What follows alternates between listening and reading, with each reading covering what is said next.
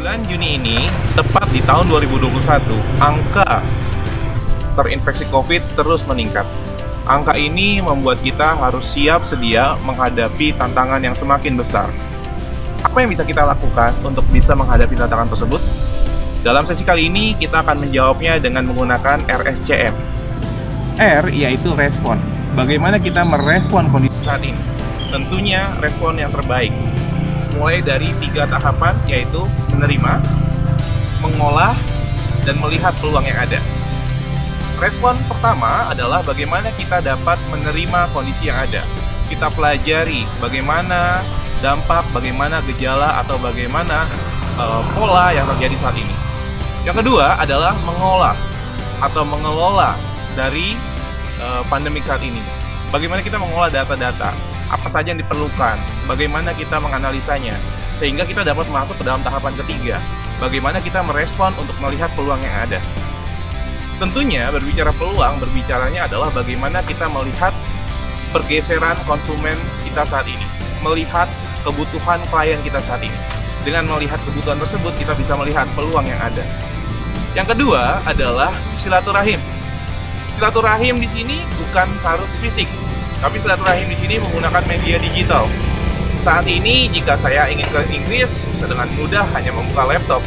Hari ini, saya jika ingin ke Jepang, saya hanya tinggal menyambungkan dengan Zoom atau dengan beberapa aplikasi lain. Pertanyaannya, bagaimana kita di saat pandemi ini terus terjalin, terus memperkuat tali silaturahim yang ada di dalam hubungan kita, hubungan dengan klien, hubungan dengan vendor, atau hubungan dengan internal bisnis kita. Yang ketiga adalah cukup. Cukup di sini dalam artian adalah bagaimana kita bersyukur. Bersyukur hari ini kita masih dapat hidup. Bersyukur hari ini kita dapat masih diberi kesehatan. Dan bersyukur bagaimana kita dapat terus survive. Cukup. Dan yang terakhir adalah tetap memberikan manfaat. Di saat pandemik yang terus meningkat, di saat pandemik yang terus menerus merenggut berbagai begitu banyak jiwa. Yuk, rekan-rekan sekalian, kita terus memberikan manfaat untuk rekan-rekan yang lain. Cukup untuk dengan apa yang kita dapatkan, cukup dengan rasa bersyukur kita, dan yang terakhir, bagaimana kita terus memberikan manfaat untuk orang lain. Saat ini, berapa banyak rekan-rekan kita yang kehilangan pekerjaannya.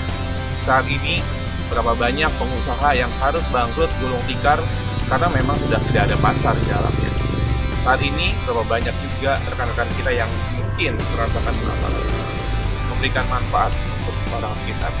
Dan untuk memberi manfaat ini, kami dari Contingency Improvement Academy mempunyai sebuah program bagaimana kami akan mendampingi 10 entrepreneur dalam membuat lebih sehat lagi operasionalnya dan juga bisa memberikan manfaat yang lebih luas lagi.